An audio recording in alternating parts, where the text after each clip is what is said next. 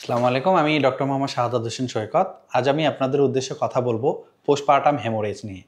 Postpartum haemorrhage হলো প্রসবোত্তর রক্তক্ষরণ, যা প্রসবের পর অতিরিক্ত রক্তপাত এবং এটি মায়ের জীবনের জন্য মারাত্মক ঝুঁকি সৃষ্টি করতে পারে এবং বিশ্বব্যাপী মাতৃমৃত্যুর অন্যতম কারণ হলো পোস্টপার্টাম হেমোরেজ। আসুন জেনে নেই পোস্টপার্টাম হেমোরেজ কী বা এর সংজ্ঞা কী। স্বাভাবিক প্রসবের পর যদি 500 মিলিলিটার রক্তপাত বা এর বেশি রক্তক্ষরণ হয় এবং সিজারিয়ান ডেলিভারির পর 1000 মিলিলিটার পর্যন্ত বা তার বেশি রক্তক্ষরণ হয়। তো আসুন এর ধরন জেনে নিই। প্রাইমারি পোস্টপার্টাম হেমোরেজ এবং secondary postpartum haemorrhage. Primary postpartum haemorrhage সাধারণত প্রসবের 24 ঘন্টার মধ্যে হয়ে থাকে এবং সেকেন্ডারি পোস্টপার্টাম হেমোরেজ 24 ঘন্টা থেকে 12 সপ্তাহের মধ্যে হয়ে থাকে। আসুন জেনে নেই পোস্টপার্টাম হেমোরেজের কারণগুলো। এটি সাধারণত 4টি টি দ্বারা প্রকাশ করা হয়। প্রথমত টোন। জরায়ু সঠিকভাবে সংকুচিত না হলে রক্তক্ষরণ হয়। দেন ট্রমা। যোনিপথ কাটা বা ছিঁড়া যাওয়ার বা অস্ত্রোপচারের ক্ষতের কারণে রক্তপাত হতে পারে। 3. টিস্যু।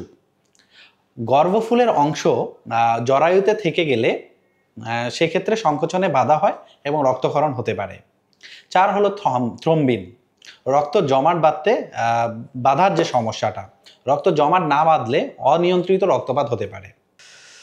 পোস্টপার্টাম হেমোরেজের চিকিৎসা আমরা যেভাবে দিয়ে থাকি, প্রথমত জরায়ু সংকোচন নিশ্চিত করা, জরায়ু ম্যাসাজ করা, প্রসবের পর জরায়ুতে হাত দিয়ে ম্যাসাজ করা বা সংকোচন ঘটানো হয়। এক্ষেত্রে বিভিন্ন ওষুধ ব্যবহার করা হয়, যেমন অক্সিটোসিন, মিসোপ্রোস্টল, আর্গোমেট্রিন, দেন হচ্ছে কার্বিটোসিন ইত্যাদি। এগুলো জরায়ুর সংকোচন বাড়িয়ে রক্তচাপ এবং রক্তপাত বন্ধ করে। 2. রক্তক্ষরণের উৎস বের করা। যোনিপথ ছিঁড়ে গেলে বা জরায়ুতে কাটা থাকলে সেটি সেলাই করা, গর্ভফুলের অংশ জরায়ুতে থেকে গেলে সেটি বের করা এবং রক্ত জমাট বাঁধা সমস্যা থাকলে বিশেষ চিকিৎসা দেওয়া হয়। এক্ষেত্রে তরল এবং রক্ত সরবরাহ ব্যবহার করা হয়, যেমন বিভিন্ন ধরনের IV saline, whole blood cell, platelet ইত্যাদি দেওয়া হতে পারে। উন্নত কিছু চিকিৎসা পদ্ধতি রয়েছে, এর মধ্যে বেলুন টেম্পোনেট অন্যতম বা কন্ডম ক্যাথেটার ব্যবহার করা হয়।